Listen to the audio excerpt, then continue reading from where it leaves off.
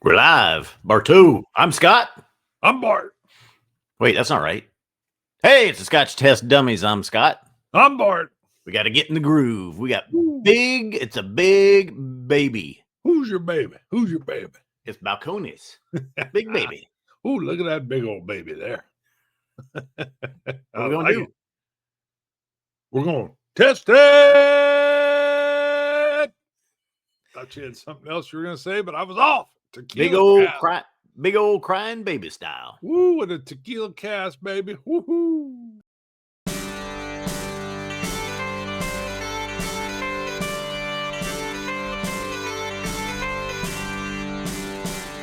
That's right. Did you see that? Oh, yeah. I did. It was right on there. Yep.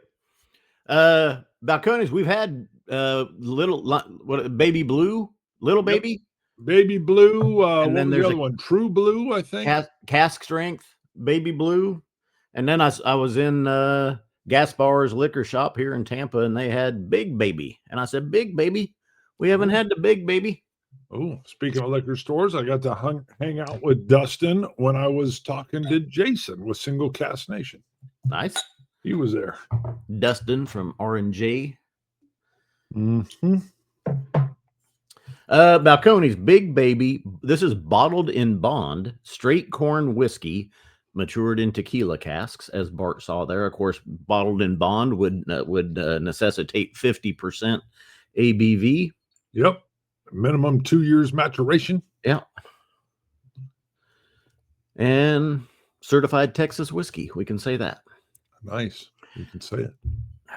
All right.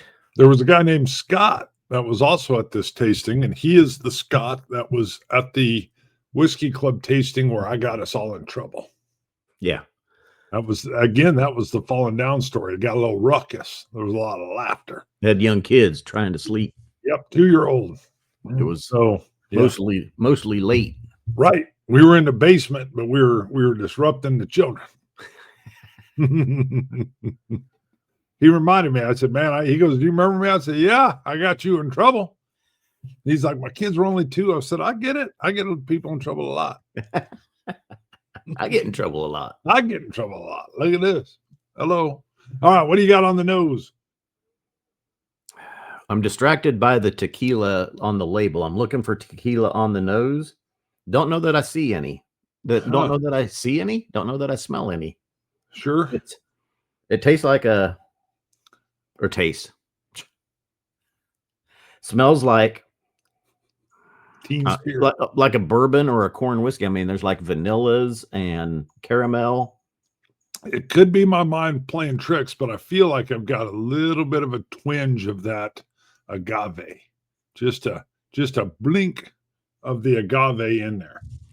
It's your mind playing tricks on you. It could be the naming. That'll put it in there. I say gorgeous and then my name, and you're like, man, Bart's that mustache looks hot. Is it me or is Bart looking hot today? Right. Yeah, I think he said that gorgeous, and then he touched the stash, and now I think I want one. All the fans watching are like, nope, it's just you. Yeah, no, it isn't that. For some reason, I'm getting like a berry fruit. And no, this isn't the same glass that the Lake's whiskey was in. It's clean. But I don't know. It's not your standard bourbon nose either, which is, I think, what the true tell is here.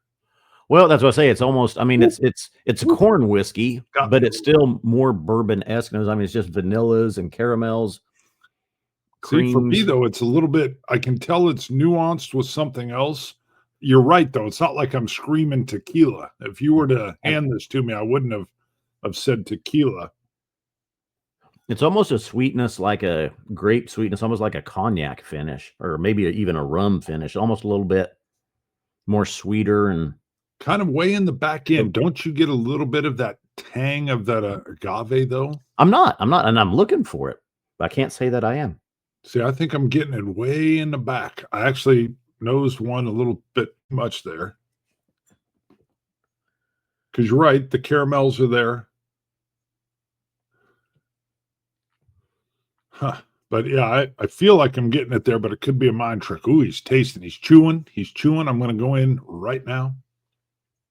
All right. Charred oak, little salty. Maybe that's the agave or the tequila. It's a little dry, a little astringent. It is dry. First sip, still can't say I'm getting any tequila or anything along those lines, but let me go in on a second sip here. I've done 2. Yeah, the dry is what's definitely ringing forward here. Very astringent palate. A little bit sparky on the tip of my tongue. Caramel in the finish, but it's a light caramel, and I cannot find any tequila or agave on the palate here. Wondering if it'll open up with water. I'm going to do that now. Yeah, I mean, if it's there, maybe it'll start to reveal itself. It's very faint. It's not overpowering for sure. Still just light caramels. And I hate to even just say, like a corn whiskey or sweet corn. Well, now I say that, maybe a little bit of a sweet corn. The corn, cream cheese corn. Cream cheese corn. All right. It's a lot more understated than I thought it was going to be. Yeah.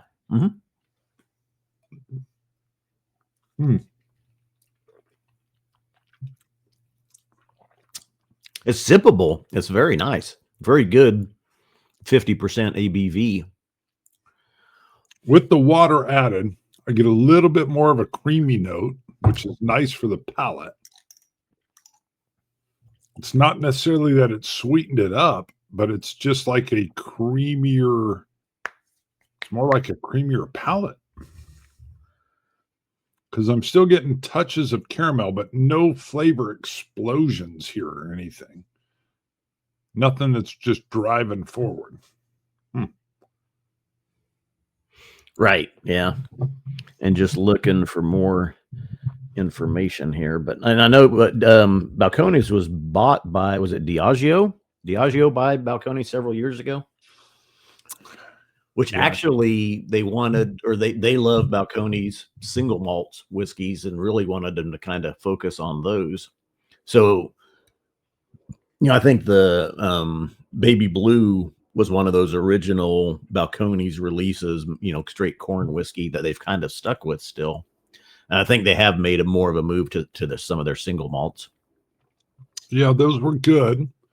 I also liked, they did so many experiments. I mean, they would put out some really odd bottles, and a couple of them, I would try and be like, wow, that is something else. I'm trying to remember. It was their first one, wasn't the Mirador? That was a really nice, because they used they put their whiskey in a second fill, didn't they? I think it was like refill even. It was like third or fourth time whiskey had been in that barrel. Very nice. Yeah, that was a single malt that was very creamy, vanilla, very reminiscent of a Scotch, a single malt from Scotland. And they're in Waco, Texas, and it would get so hot that the virgin barrels were just powerful. So when they used, you're right, it was like a second fill or something. When they used one of those casks that had been used a few times, it was a really nice marriage. I remember Roy from Glasgow even tried it. It was like, wow. Yeah. So that was a good one. You might still have some of that on your bar back there. I think you've got all of the Balcones that we've had, which, there's 6, 7, 8 of them probably. Yeah. I really enjoyed what Balcones was doing. Still is. Still. Yeah. I just got a little bit more of a sour finish for the first time. It was almost like not like a bad, but like a touch of like a sour candy finish there. I think the water turned it more from a dry oak and an astringent dry oak to more of it's not as astringent now, but it's more of a wet wood type. And maybe that's part of the sour that you're getting. But still, that was with the drop of water. And let me put another one on there just to see. I'd really love to see or get a hint of this tequila cask, which I can't say that I've got yet. Right. Yeah, I just added a little more water as well. I'm going to see if we can really bring her down. I would say, if anything, sometimes corn whiskey has a little bit more of a bite to it, you might say, from just being corn whiskey. This one feels a little smoother, a little more well-rounded. Maybe that's from the tequila cask. Yeah, the only thing I could say is it definitely feels like there's something else going on. But there's no way if you handed me this blind or threw it into a blind, shootout that I would be able to tell what it is. It's not, I don't pick up tequila as a character note on this, but I'm not either. Oddly. I mean, I like that it's not overpowered with tequila notes, but still I would like to get some tequila notes. They could be there. Maybe some more discerning palates can pick it up. Or maybe, like I say, maybe that's what's doing this, really kind of making this more of a well-rounded, type smoother corn whiskey. Maybe it's that tequila influence. I still feel like I pick up just a twinge of it on the nose. Big OB, who's over here, gifted me a nice toasted agave bottle when he came over for one of my tastings. And it kind of reminisces me on that, but that could be suggestion. I mean, it's very faint. Huh. I feel like I'm smelling it though. I do have two drops of water on here, and it hasn't hurt it at all. It's still really a nice palate, nice, rich, full, a lot of notes, just not tequila notes. Well, Waco, Texas is powerful. So just because the cask had it doesn't mean it would, there's a powerful heat down there, baby. Yeah. Powerful. So, all right, score it. This one's sitting a little bland for me. Not bad. Again, it's in the good range, but I'm going to give it an 85. It's not really standing out, jumping up, saluting, or demanding attention. So it's good, but I would not seek it out. My only caveat is maybe, and I know you've had it open for a while, maybe it might mature after having a little more oxidization, but nothing amazing for this for me. Yeah. I'd go right there with you. 85. Yeah. It's a good whiskey. The fact is, it might even be one I'd buy again. Really? I mean, I don't know. It's a good sipper. It's neat. So price? $45. Oh, okay. Yeah. Good price, high proof. I think part of it is it's that promise underperform. So like, you're right. If you throw tequila finish on there, I'm hoping to pick up just a little bit of that, maybe that smoky agave juice, that twang that I feel like I'm getting a touch on the nose. It doesn't feel like it's all that influenced. And so then I'm looking for it. Then I'm not getting it. Maybe it's other palates do. So then I'm feeling like, I'm missing out. I think it would be interesting to see a 50% baby blue, just the straight corn whiskey from ex-bourbon casks. Okay. Or, I mean, from fresh casks. Right. And then do a direct compare. Well, no, you can't. Corn whiskey can't be aged in new oak, if I remember right. Corn whiskey has to be refill barrels. Can't be virgin. Really? I didn't think that was the rule. I think so. I just thought it had to be like, I don't know, it gets weird. Like corn whiskey has to be 70% or something. It had some weird. Yeah, 71 or 73% corn. Which that threw me. But then they'll use barley a lot of times to like 5% to spark it up. I'm pretty sure though that it can't be virgin oak also, but I could be wrong. Huh. We don't research. We don't do the research. We're the dummies, baby. You tune in for the hats and the stash and the Star Trek. We wait for the comments to roll in to correct us. Yeah, they'll be like, that guy on the right is dumb and it's hard to take him serious. I'll be like, damn, I was going for smart and serious. Couldn't you tell with my tweed jacket and my great knowledge? With the shoulder patches? Yeah, the shoulder patches and nary a joke, no sarcasm.